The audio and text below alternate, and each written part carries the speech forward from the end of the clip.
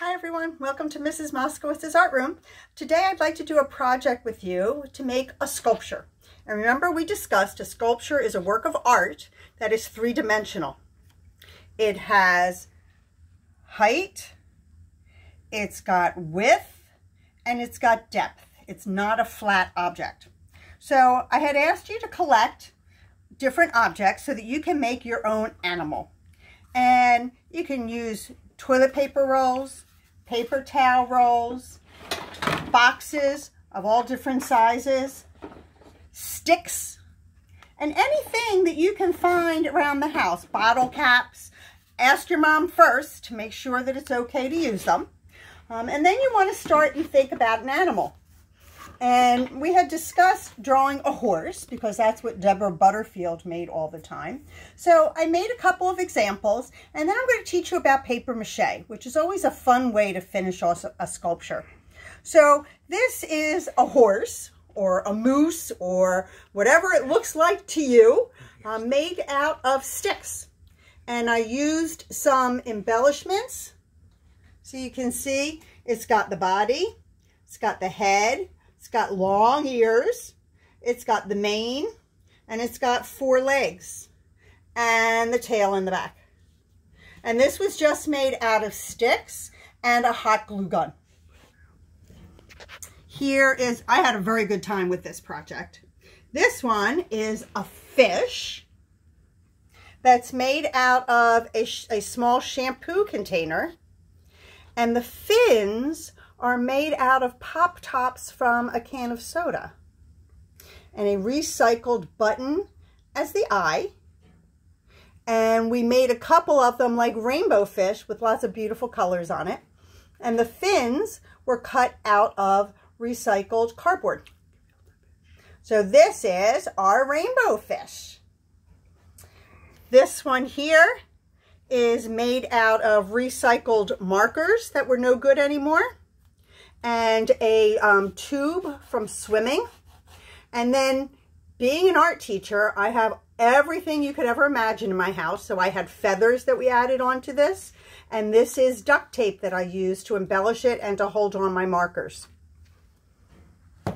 We were cleaning out our drawers, which everyone I'm sure is doing these days. We found a whole bunch of old socks. And here's a bunny rabbit made out of old socks and stuffed with other socks. And I used string to cut off different sections so that we could have floppy ears, a head, arms, and legs. And we put a pom-pom on his backside for his little tail. Another artist, Coons, makes animals out of balloons. And then after he makes them out of balloons, he makes them out of metal as sculptures for outside that are just amazing. So balloons are another great thing to use. This apple is made out of a bottle of soda that's cut apart, and then it's stuffed with sand, so it's a paperweight, and then covered with tissue paper. This is made out of an old spool, and then stuffed up here with an old sock, and then I had string and beads to put all around it.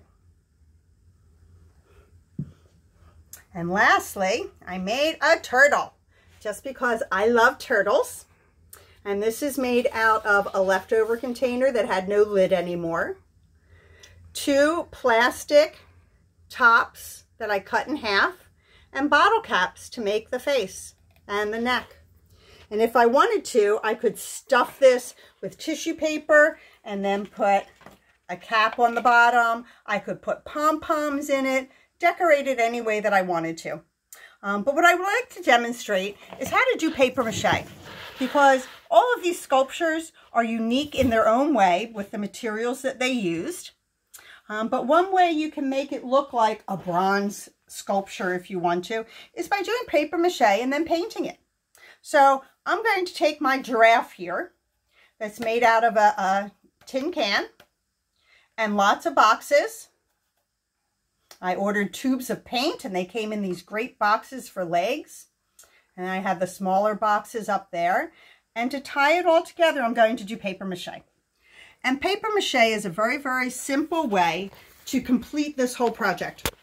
And to do that, you're going to need flour and water to make your glue.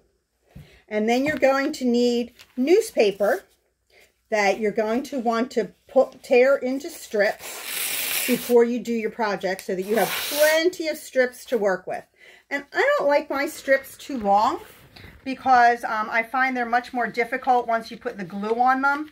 So I like to make them a little bit smaller and not too thick, but not too skinny either. You want to be able to cover a lot of area.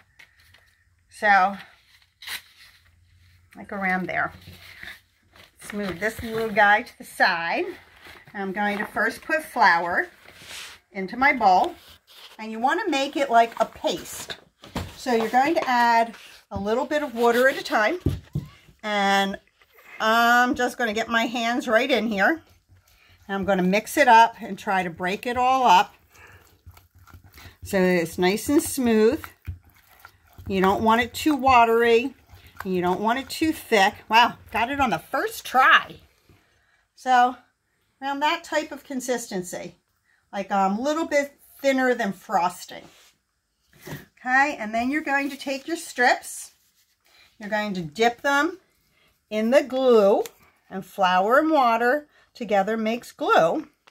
Going to run your fingers down it to take off the excess. And then you're just going to wrap it around your animal and mold it to your shapes and smooth it down. And then you're going to get another strip, dip it in your glue. When this dries, it's very hard, like a plaster type of effect, and it will make this, it'll look like newspaper. It's going to, this glue dries like either a whitish or clearish color, so you'll still see the newsprint. So you can either spray paint it afterwards, or you could hand paint it in lots of different colors, make designs on it, and just have a good time. But you want to wait for the glue to dry, and it should take around 24 hours to be completely dry. And depending on how much glue you use, I'm just going to wrap around the legs a little bit, because I'm going to want to cover this whole thing and smooth it down. And I'm going to cover the entire animal, and then I will let him dry. I don't think I'm going to cover the tail, because I love that the tail is a twig from outside. And I'm probably not going to cover the front part here, because I like that too. And I would just continue this until the entire thing is covered with paper mache. And then tomorrow I can come back and paint him. And you can use a water-based paint. You can use acrylic paint. Anything would work on this. And then I like to put a Mod Podge finish on it, which then seals it and also can give it a shiny effect.